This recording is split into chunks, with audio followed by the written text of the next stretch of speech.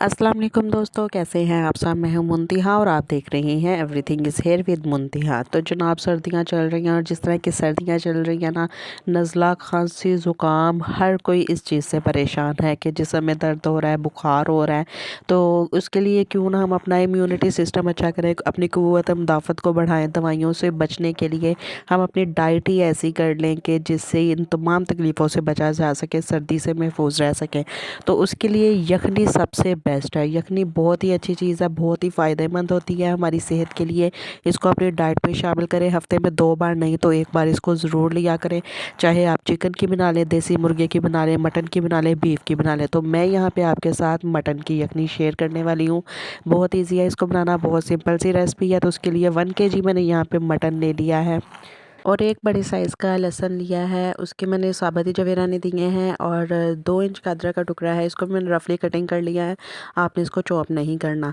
तो उसके बाद एक मीडियम साइज़ का प्याज है, उसको कटिंग कर लें रफली सा। 1 टेबलस्पून नमक, अपने टेस्ट के मुताबिक भी आप कम या ज़्यादा कर सकते हैं। 1 टेबलस्पून ज़ीरा है और 8 से 10 काली मिर्चें और 2 लौंग हैं।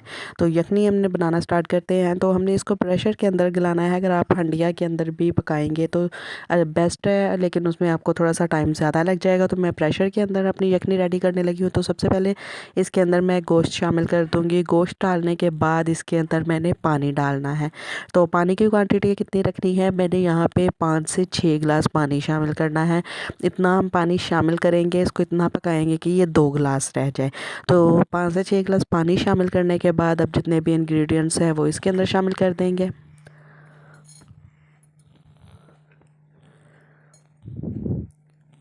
आपने यहाँ पे कोई मिर्चें वगैरह नहीं इसके अंदर डालनी, बस हल्दी शामिल करेंगे 1/2 टेबलस्पून और 1 टेबलस्पून इसके अंदर साबुत खुश्क धनिया मैं शामिल कर दूँगी।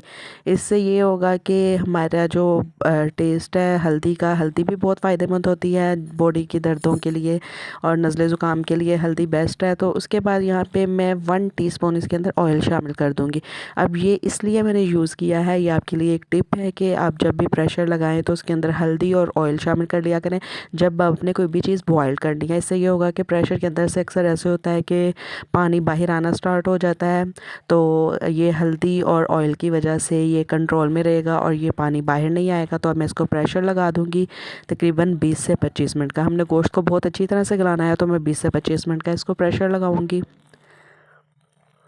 तो यहाँ पे 25 मिनट हो चुके थे, मैंने अपना प्रेशर ओपन किया है। तो माशाल्लाह से हमारी ज़बरदस्त सी हेल्दी सी यखनी रेडी हो चुकी है। पानी इसका देखें कि 3 से 4 गिलास ड्राई हो चुका है और ये 2 से ढाई गिलास ही पानी इसके अंदर बचा है और ये बहुत थिक सी लग रही है। बहुत अच्छी तरह से गोश्त भी गल चुका है। ये आपके लिए बहुत ही ज़बरदस्त रेमेडी होने वाली है सर्दियों के लिए। तो अब इसको मज़ीद पकाने की ज़रूरत नहीं है, हमारी यखनी रेडी है। आप इसको सर्व कर सकते हैं। सर्व करने से पहले अगर आप इसको छानना चाहें तो छान भी सकते हैं, नहीं तो ऐसे भी इसको सर्व कर सकते हैं। तो अगर आपकी मर्ज़ी है, इसके अंदर आप काली मिर्च या नमक को मज़ीद शामिल करना चाहें तो आप डाल सकते हैं। दूसरी सूरत मिर्चें इसके अंदर नहीं यूज़ होंगी। अगर आप चाहते हैं कि थोड़ा सा इसका फ्लेवर हो तो आप काली मिर्चें शामिल कर सकते हैं। एनीवेज़ अगर किसी पेशेंट को देनी है तो उसके लिए ये ज़रूरी नहीं है कि आप इसके अंदर मिर्चें डाल के दें। नमक अपने टेस्ट के मुताबिक यूज़ करें। तो उम्मीद करती हूँ आपको मेरी ये रेमेडी अच्छी लगी। अगर अच्छी लगी तो इसको लाइक एंड शेयर ज़रूर कर दीजिएगा और प्लीज़ मेरे चैनल को भी सब्सक्राइब कर दें और साथ दिए गए बेल आइकन को ज़रूर दबाया करें ताकि आने वाली हर नई अच्छी वीडियो का नोटिफिकेशन आपको मिलता रहे।